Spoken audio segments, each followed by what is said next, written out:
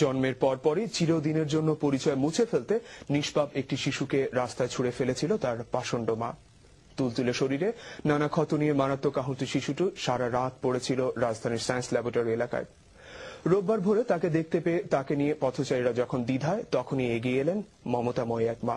পরম মমতায় কোলে তুলে নিলেন ভাগ্যহত নবজাতককে। জন্ম নিতে না নিতেই হাসপাতালে এখন মৃত্যুর সাথে লড়াই চলছে তার। মঞ্জুরুল করিমের রিপোর্টে বিস্তারিত।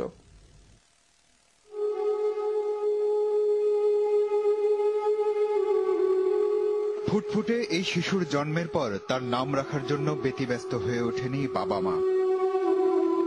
নতুন শিশুর আগমনে আনন্দের বন্যাও বয়নি পরিবারে।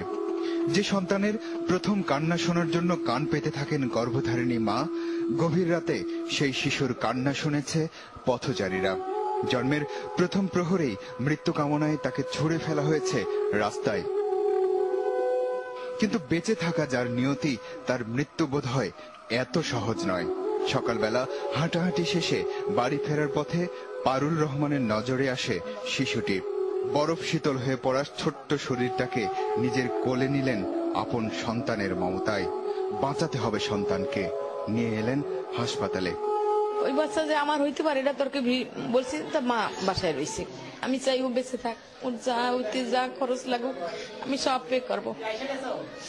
আমি ওকে বাসায় রাখতে চাই।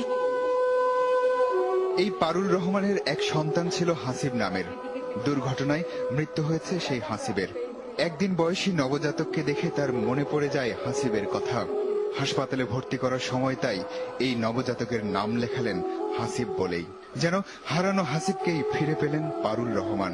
নিষ্পাপ এই শিশুটিকে নাড়ি না বেঁধেই ফেলে দেয়া হয়েছিল রাস্তায়।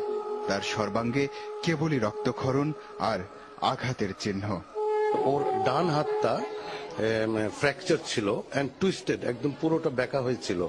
পিছনে কিছু ব্লিডিং স্পট আছে, সারা শরীরেও ইনজুরির একটা লক্ষণ ছিল। আমরা যে অবস্থায় পেয়েছি সেটা নাভিটা বাঁধা ছিল না, ফলে প্রচুর রক্তপাত হয়েছে। যে সন্তানকে 10 মাস গর্ভে ধারণ করলেন একজন মা, সইতে পারেন সকল কষ্ট, তাকে রাস্তায় ফেলে দিতে এতটুকু কষ্ট কি হয়নি তার? ওর তো মা দরকার ছিল, মা স্বাভাবিকভাবে যা দেয়ার এগুলো দরকার ছিল, তার খাবার, তার মায়ের কি বলবো আদর, মায়ের সংস্পর্শ সহ এটা দরকার ছিল। বেঁচে উঠুক এই হাসিব, প্রমাণ করুক মানুষের মৃত্যু এত সহজ নয়। প্রমাণ করুক নির্মমতার বিপরীতে মানবতার জয় সব সময় হয়। মঞ্জুরুল করিম, এনটিভি নিউজ, ঢাকা।